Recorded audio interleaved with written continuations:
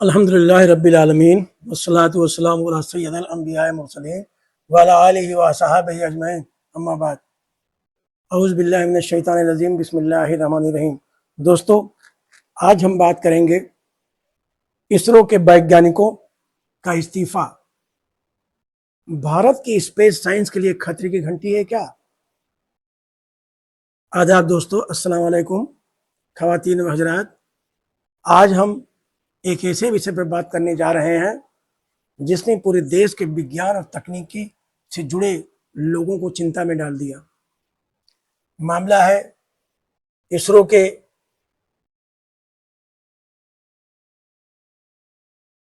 वैज्ञानिकों की। 100 से लेकर 120 वैज्ञानिकों ने या इंजीनियरों ने इस्तीफा दिया है या स्वेच्छा सेवानिवृत्ति ले ली है। तो सवाल उठता है, आखिर ऐसा क्यों हो रहा है? क्या भारत की सैटेलाइट टेक्नोलॉजी अब प्राइवेट कंपनियों के हाथ में चली जाएगी? ऐसा लग रहा है। क्या इसरो कमजोर हो रहा है? और सबसे बड़ा सवाल, क्या भारत की स्पेस साइंस का भविष्य खतरे में है? आज की चर्चा में हम भावनाओं से नहीं, तथ्यों से इस पूरे मामले को समझने की कोशिश करेंगे। पहला सवाल, कितने वैज्ञानिकों ने इस्तीफा दिया? मीडिया रिपोर्टों के अनुसार लगभग 100 से 120 आसपास के वैज्ञानिकों ने तो इस्तीफा दे दिया या स्वेच्छा से सेवानिवृत्ति ले ली, जिसे वॉलंटियर रिटायरमेंट कहते हैं। यह संख्या इसरो के कुल कर्मचारियों की तुलना में बहुत बड़ी नहीं है, लेकिन असली चिंता संख्या नहीं है। चिंता यह है कि इनमें अनुभवी वैज्ञानिक और इंजीनियर भी शामिल बताए जा रहे हैं, जिनके पास 30-30, 40-40 साल का अनुभव है। स्पेस प्रोग्राम में एक अनुभवी वैज्ञानिक सिर्फ एक कर्मचारी नहीं होता है, उसके पास वर्षों का अनुभव होता है। उसने रॉकेट बनाया होता है, सैटेलाइट लॉन्च किया होता है और फेल्योर देखा होता है, और फेल्योर से उसने कुछ सीखा होता है। किसी छोटे टेक्निकल प्रॉब्लम को देखकर वह समझ जाता है कि समस्या कहाँ हो सकती है। यही इंस्टीट्यूशनल नॉलेज किसी देश की सबसे बड़ी ताकत होती है। इसलिए अगर एक्सपीरियंस साइंटिस्ट लगातार बाहर जाते हैं तो सवाल उठना स्वाभाविक है। दूसरा सवाल क्या है, वैज्ञानिक इसरो छोड़ क्यों रहे हैं? इसके पीछे एक ही कारण नहीं बताया जा सकता, कई कारण हो सकते हैं। पहला कारण, प्राइवेट स्पेस इंडस्ट्री। कुछ साल पहले तक भारत में एरोस्पेस इंजीनियर के लिए सबसे बड़ा सपना इसरो में नौकरी करना होता था, लेकिन अब स्थिति बदल रही है। अब भारत में प्राइवेट स्पेस कंपनी तेजी से बढ़ रही हैं, जैसे Skyroot Aerospace, Agnikul Cosmos, Pixxel, Bellatrix Aerospace, Dhruva space और कई दूसरी कंपनियां रॉकेट्स, सैटेलाइट्स, प्रोपल्यूशन और स्पेस टेक्नोलॉजी पर काम कर रही हैं। इन कंपनियों में साइंटिस्ट को कई बार ज्यादा सैलरी का ऑफर मिलता है और स्टॉक ऑप्शन भी मिलता है कि हम तुम्हें अपनी कंपनी का शेयर भी दे देंगे। तेजी से प्रमोशन मिल सकता है, और सबसे महत्वपूर्ण बात, काम का परिणाम जल्दी दिखाई देता है। एक स्टार्टअप में इंजीनियर आज कोई डिजाइन बनाता है और कुछ समय बाद वही टेक्नोलॉजी हार्डवेयर में दिखाई दे सकती है। इससे युवा वैज्ञानिकों के लिए प्राइवेट सेक्टर आकर्षक बनता है। तीसरा कारण, काम का तरीका। इसरो एक गवर्नमेंट ऑर्गेनाइजेशन है। सरकारी संस्था में नियम और प्रोसीक्यूजर जरूरी होते हैं। क्यों? क्योंकि इसरो सिर्फ बिजनेस नहीं करता, वह national security, communication, navigation, weather, disaster management और स्ट्रेटेजिक मिशन से जुड़ा हुआ है। इसलिए हर डिसीजन में सावधानी जरूरी है। लेकिन दूसरी तरफ ब्यूरोक्रेसी अगर बहुत बढ़ जाए तो इनोवेशन की स्पीड कम हो सकती है। आज की दुनिया में स्पेस टेक्नोलॉजी बहुत तेजी से बदल रही है। रिसोवेल रॉकेट्स आ रहे हैं, प्राइवेट सैटेलाइट आ रहे हैं, स्मॉल सैटेलाइट्स का दौर आ रहा है, आर्टिफिशियल इंटेलिजेंस स्पेस टेक्नोलॉजी में प्रवेश कर रही है। इसीलिए सवाल यह है कि क्या सरकारी व्यवस्था इनोवेशन की स्पीड के साथ चल पा रही है। चौथा कारण, मिशन डिलेज। रिपोर्ट में कुछ बड़े मिशंस की टाइमलाइंस में देरी का भी उल्लेख किया गया है। गंगायान जैसे प्रोग्राम में तो सेफ्टी सबसे महत्वपूर्ण है। मैं यहाँ ये एक बात स्पष्ट करना चाहता हूँ कि अगर ह्यूमन मिशन में सेफ्टी के लिए डिले होता है तो वह बहुत बुरी बात नहीं है। हमारे एस्ट्रोनॉट की जिंदगी किसी डेडलाइन से ज़्यादा महत्वपूर्ण है। लेकिन यदि बार बार प्रोजेक्ट की तारीख आगे बढ़ती है, अप्रूवल धीमे होते हैं और वैज्ञानिकों को लगता है कि उनका काम अननेसेसरी डिले हो रहा है, तो फ्रस्ट्रेशन पैदा हो सकता है और यही फ्रस्ट्रेशन लंबे समय में टैलेंट रिटेंशन को प्रभावित कर सकती है। पांचवा सवाल, क्या यह ब्रेन ड्रेन है। मेरी राय में इसे केवल ब्रेन ड्रेन कहना पूरी कहानी नहीं बताता, क्योंकि अगर कोई ISRO scientist private space company में जाती है तो उसकी नॉलेज भारत से बाहर नहीं जा रही है। वह भारत में स्पेस इंडस्ट्री को मजबूत कर सकता है। यहाँ एक दिलचस्प बात है, आज कई प्राइवेट स्पेस कंपनीज में ऐसे लोग काम कर रहे हैं जो कभी इसरो से जुड़े रहे हैं। इसका मतलब यह भी हो सकता है कि इसरो ने जिन वैज्ञानिकों को तैयार किया वे अब पूरे इंडियन स्पेस इकोसिस्टम को मजबूत कर रहे हैं। लेकिन यहाँ एक बड़ा खतरा भी है। अगर सबसे अनुभवी लोग एक साथ बड़ी संख्या में बाहर चले जाएं और इसरो उनके अनुभव का ट्रांसफर नई पीढ़ी को ना करा पाया तो नुकसान हो सकता है। इसीलिए प्राइवेट सेक्टर नहीं है समस्या, प्राइवेट सेक्टर नहीं है समस्या, टैलेंट रिटेंशन की है। क्या स्पेस सेक्टर पूरी तरह प्राइवेट हाथों में जा रहा है। अब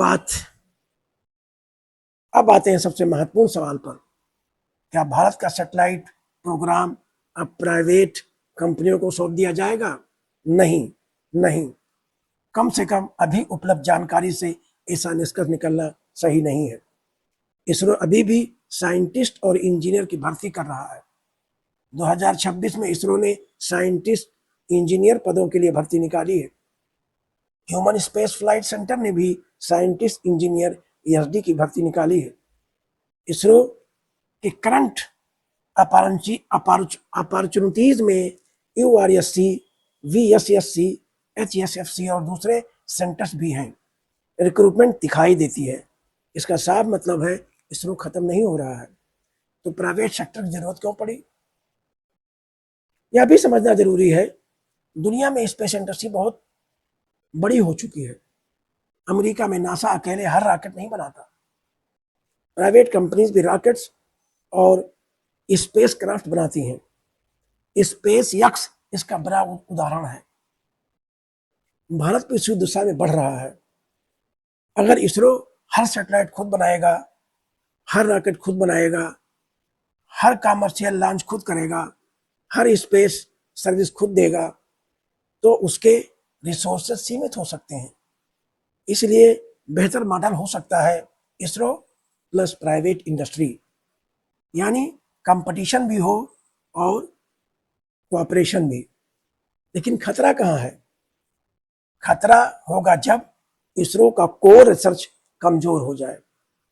अगर एक्सपीरियंस साइंटिस्ट लगातार जाते रहे, अगर नई जनरेशन को पर्याप्त मॉनिटरिंग न मिले, अगर स्टैटिक टेक्नोलॉजी का इंस्टीट्यूशनल नॉलेज कमजोर हो, अगर रिसर्च की जगह केवल एडमिनिस्ट्रेटिव वर्क बढ़ जाए, तो यह भारत के लिए चिंता की बात होगी। क्योंकि प्राइवेट कंपनियों का उद्देश्य और नेशनल स्पेस एजेंसी का उद्देश्य हमेशा एक जैसा नहीं होता।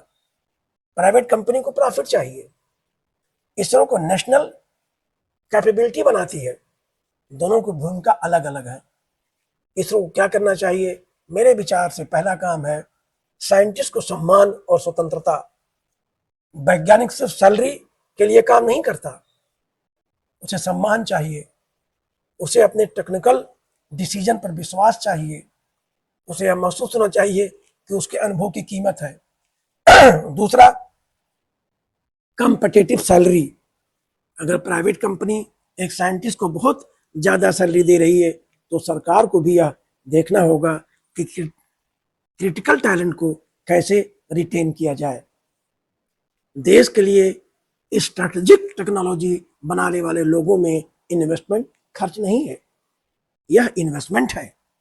तीसरा, first decision making, fast decision making. Space technology में स्पीड बहुत महत्वपूर्ण है। एक अप्रूवल में महीनों लगेंगे तो स्टार्टअप कुछ ही हफ्तों में आगे निकल सकता है। इसलिए इसरो को सेफ्टी और अकाउंटेबिलिटी बनाए रखते हुए डिसीजन मेकिंग को तेज करना चाहिए। चौथा, यंग साइंटिस्ट को मौका। भारत के पास लाखों प्रतिभाशाली युवा हैं। इसरो को उन्हें सिर्फ नौकरी नहीं बल्कि रिसर्च और इनोवेशन का अवसर देना चाहिए। इसरो का युविका प्रोग्राम 2026 में भी हजारों विद्यार्थियों में स्पेस साइंस की रुचि पैदा करने के लिए चलाया गया।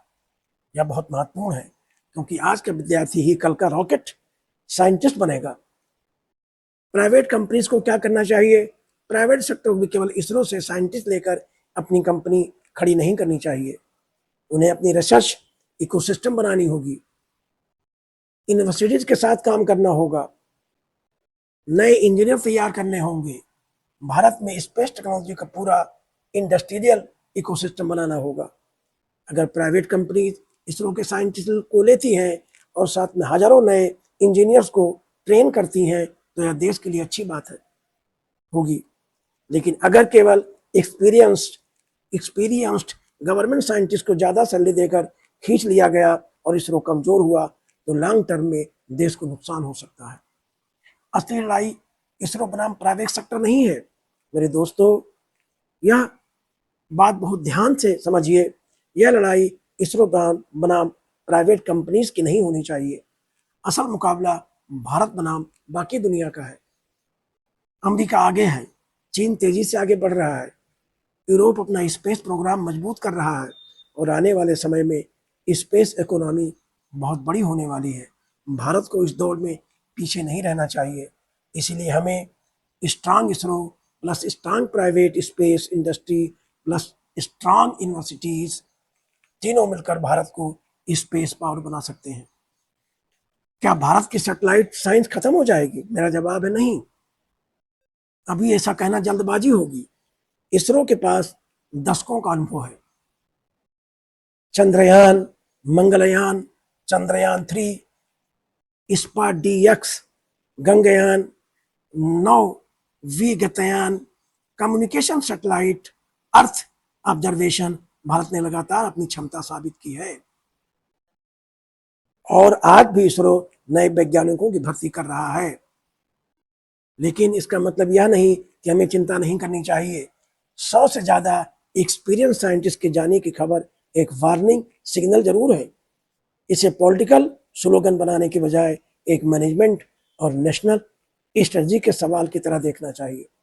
सबसे महत्वपूर्ण बात, अगर एक वैज्ञानिक इसरो छोड़ता है तो हमें केवल यह नहीं पूछना चाहिए वह क्यों गया।